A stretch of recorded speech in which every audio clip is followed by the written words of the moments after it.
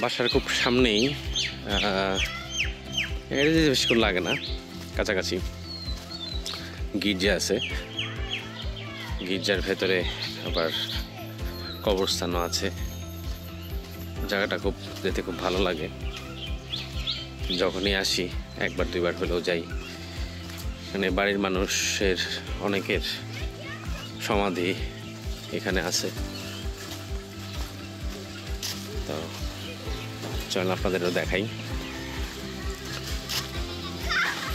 আমবাগান, এবার খুব আম দেখছি না, কিন্তু বাহিনী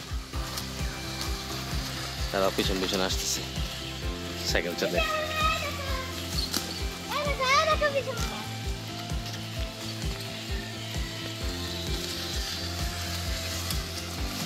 সাইকেল এক্সপার্টরা সব।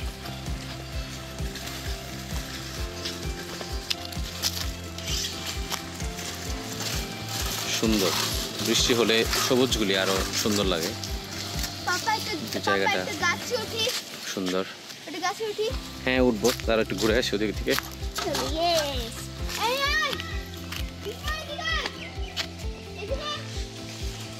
যখন গির্জার কাছে চলে আসছি, গির্জার রাস্তা।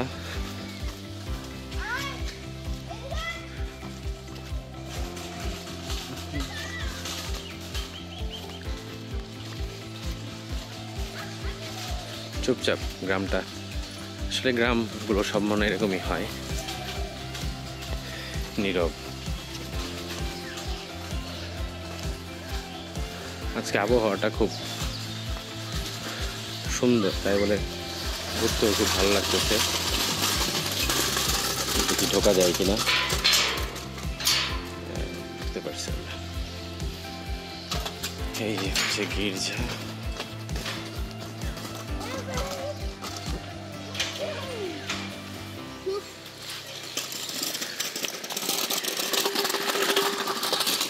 ওইদিকে হচ্ছে কবরস্থান।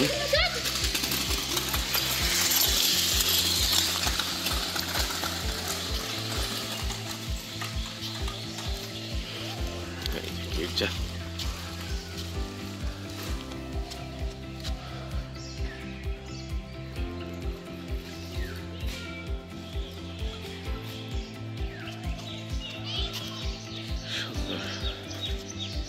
ভালো লাগে, অন্যরকম একটা অনুভূতি। উপাসনা গৃহগুলি সারা বিশ্বে যেখানেই থাকুক না কেন, যেখানেই আছে, উপাসনা নিজ নিজ উপাসনার জায়গাগুলো আসলে মনে হয় এরকমই হয়। হোক সেটা মন্দির, হোক সেটা মসজিদ, হোক সেটা গির্জা,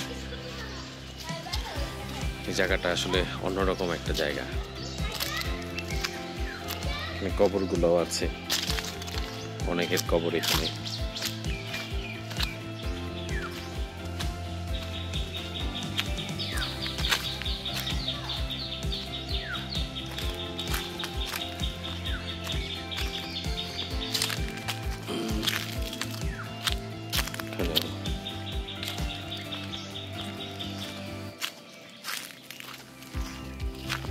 পৃথিবীর সবচেয়ে শান্তির জায়গা।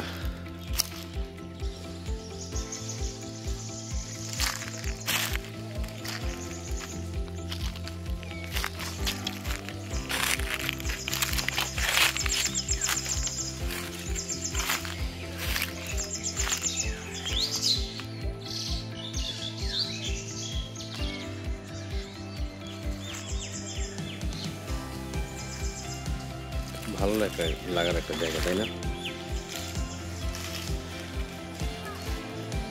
চলে যাই, আবার পরে আসতে হবে।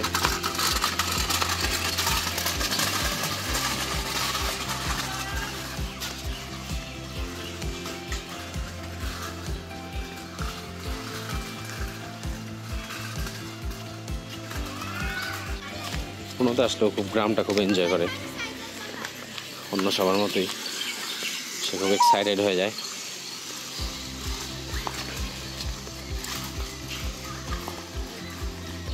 কারণ আসলে ঢাকা শহরে এত বড় মাঠ বা সবুজ ওরা তো দেখে না, তার জন্য ওরা এখানে এসে খুব মজা পায়। এখন তো অনেক ধরনের রিসর্ট আছে, অনেক ধরনের অনেক কিছু করা যায়, কিন্তু রিসর্টের চেয়ে গ্রামে আসাটা আরও বেশি মজার। কারণ এখানে পুরো গ্রামটাই আসলে রিসর্ট। থাকা, খাওয়া, ঘোরাফেরা ইচ্ছা মতো সব কিছু করা যায়। সব মনে ভালোই লাগছে।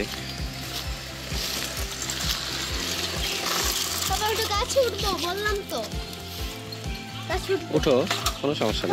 কোন গাছে উঠবো? উঠো।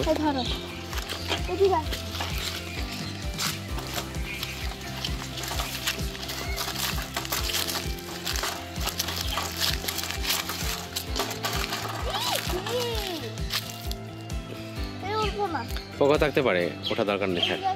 হ্যাঁ, পোকা আছে, থাক। এটা কি পোকা ভাই? সে ভয়ে পোকা দেখে আর গাছে উঠবে না। গাছে ওঠার স্বাদ তার মিটে গেছে।